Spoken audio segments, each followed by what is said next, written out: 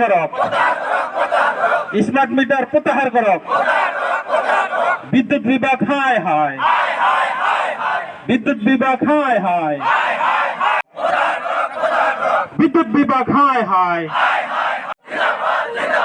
আমশো long live আমার দাবি ন্যায্য দাবি আমার দাবি মানিবই লাগিব।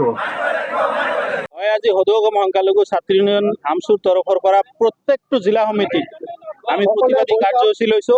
ইয়াৰ মূল কাৰণ হ'ল বৰ্তমান যিখন চৰকাৰ চলি আছে অসমত, এই চৰকাৰ অকল সংবাদ মাধ্যমৰ সন্মুখত ডাঙৰ ডাঙৰ কথা কৈ ৰাইজক সাধাৰণ ৰাইজক যি মানে জ্বালা যন্ত্ৰণা দি আছে, ইয়াৰ প্ৰতিবাদত আমি ইয়াত 2 ঘণ্টা অৱস্থান ধৰ্মঘট কাৰ্যসূচী লৈছো।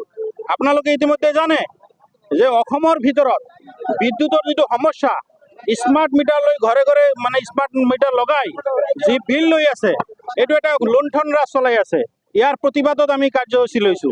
আমি চৰকাৰক আহ্বান জনাইছো যে আপোনাৰ চৰকাৰৰ কোনো কাম নাই, আপুনি অকল দিছপুৰৰ গাদীত বহি বিভিন্ন ধৰণৰ মানে ফুপুলা মন্তব্য দি অসমৰ ৰাইজক ভেকু ভাওনা কৰি ঠকাই আছে। প্ৰত্যেকটো ঘৰত য'ত 300 টকা বিল আহিছিলে তাত এতিয়া 1000 টকা 1500 টকা 3000 টকা বিল আহি আছে। ইয়াৰ কাৰণ কি? ইয়াৰ আঁৰত অসম চৰকাৰ মুখ্যমন্ত্ৰী হিমন্ত বিশ্ব শৰ্মা নিজে জড়িত হৈ আছে। যদি নহয় তেনেহ'লে বিদ্যুৎ বিভাগৰ যিখন মন্ত্ৰী আছে সেই মন্ত্ৰীজনক এতিয়ালৈকে কিয় বৰখাস্ত কৰা নাই? আমি দাবী উত্থাপন কৰিছোঁ, বিদ্যুৎ মন্ত্ৰীজন কোনো কাম নহয়, এই বিদ্যুৎ মন্ত্ৰীজনক মানে অতি মানে সোনকালে বৰখাস্ত কৰিব লাগে।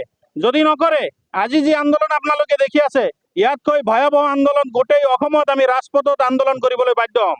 আৰু আপোনালোকে জানে যে বিভিন্ন সময়ত উচ্ছেদৰ নামত সংখ্যালঘু মানুহখিনিক নিৰ্যাতন কৰি বিভিন্ন ঠাইত উচ্ছেদ কৰি তুলি দিয়া হৈছে। তেখেতসকল প্ৰকৃত ভাৰতীয় নাগৰিক হয়। তেখেতসকলক চৰকাৰে যি মানে প্ৰতিশ্ৰুতি দিছিলে যে তেখেতসকলক ভূমিৰ পট্টা প্ৰদান কৰিব, আমি জানিব বিচাৰিছোঁ কিমানজন মানুহক এতিয়ালৈকে ভূমিৰ পট্টা প্ৰদান কৰিছে। আমি দাবী কৰিছোঁ প্ৰত্যেকটো উচ্ছেদিত পৰিয়ালক ভূমিৰ পট্টা প্ৰদান কৰিব লাগে। আৰু আপোনালোকে জানে যে সিদিনা জাহাংগীৰ আলমক যি হত্যা কৰা হ'ল, এই হত্যাৰ ন্যায় আমি এতিয়ালৈকে পোৱা নাই। আমি হত্যাৰ ন্যায় বিচাৰিছোঁ। যিজন ব্যক্তিয়ে জাহাংগীৰ আলমক হত্যা কৰিলে তেখেতক ৰাজপথত আনি ফাঁচীৰ ব্যৱস্থা কৰিব লাগে। আৰু আপোনালোকে দেখিছে বৰ্তমান ভাৰতৰ চৰকাৰ বিজেপি চৰকাৰ চলি আছে। এই বিজেপি চৰকাৰ চলি থকা অৱস্থাত কলকাতাত যিজনী ছোৱালীক ডক্টৰ ছোৱালীক মানে ধৰ্ষণ কৰি হত্যা কৰা হ'ল মৌমিতা দেৱনাথ, তেখেতৰ বিৰুদ্ধে কি ব্যৱস্থা লৈছে ভাৰত চৰকাৰে আমি জানিব বিচাৰিছোঁ। এনেকুৱা এজনী ছোৱালী ডক্টৰৰ নিজৰ ডিউটি কৰি থকা অৱস্থাত মানে 20জন 25জন ল'ৰাই আহি তেখেতক ধৰ্ষণ কৰি মৃত্যুবৰণ কৰিবলৈ বাধ্য কৰালে। সেই ধৰ্ষণকাৰীক ৰাজপথত আনি গুলিয়াই হত্যা কৰিব লাগে।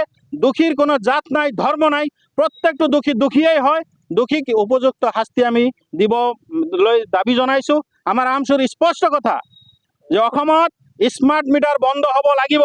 যি স্মাৰ্ট মিটাৰৰ জৰিয়তে ৰাজত্ব চলাইছে, লুণ্ঠন ৰাজ চলাইছে, ইয়াৰ প্ৰতিবাদত আমি আমচুৱে ধৰ্ণা কাৰ্যসূচী লৈছোঁ। ইয়াৰ পিছতো যদি মানে অসম চৰকাৰৰ গা নলৰে তেনেহ'লে অসমত বিভিন্ন জনগোষ্ঠীক প্ৰত্যেকটো শ্ৰেণীৰ ৰাইজক লৈ আমি ৰাজপথত মানে ৰাজপথ কাপাবলৈ বাধ্য হ'ম। তাৰ পিছত যদি কোনো ধৰণৰ অপ্ৰীতিকৰ ঘটনা হয় তাৰ কাৰণে সম্পূৰ্ণ দায়ী অসম চৰকাৰ, মুখ্যমন্ত্ৰী চৰকাৰ থাকিব। আপোনালোকে জানে যে গুৱাহাটীত বানপানী হোৱাৰ লগে লগে তেখেতে যি ধৰণৰ মন্তব্য কৰিবলৈ আৰম্ভ কৰিছে, যে এটা ইউনিভাৰ্চিটিক দোষ দি নিজৰ দোষটো ঢাকিব বিচাৰিছে। আমি মুখ্যমন্ত্ৰীক প্ৰশ্ন কৰিছোঁ, আপুনি অসমত মুখ্যমন্ত্ৰী হোৱাৰ পিছত কেইটা বিশ্ববিদ্যালয় বনাইছে? আপুনি ৰাজহুৱাকৈ ক'ব লাগে। আপুনি যিখিনি কৰি আছে নিজৰ ঘৈণীয়েকক লৈ গোটেই অসমখন দখল কৰিবলৈ যি পৰিকল্পনা কৰিছে, এইটো অনতিপলমে বন্ধ হ'ব লাগে। আৰু আপুনি নিৰ্লজ্জ নিচিনা কৈ থাকে যে অসমৰ সম্পত্তি আমাৰ ঘৈণীয়েকে লৈ নাযায়, আমাৰ ল'ৰা ছোৱালীয়ে লৈ নাযায়। এইটো কেনেকুৱা কথা হ'ল? প্ৰত্যেকটো সম্পত্তি ব্যক্তিগত সম্পত্তি হিচাপে আপোনালোকে অসমত কৰি আছে। আৰু আপোনালোকে ৰাইজৰ মাজত এটা ভুল বাৰ্তা দি আছে যে অসমৰ মানুহক এই সম্পত্তি দি যাব, আমাৰ ঘৈণীয়েকে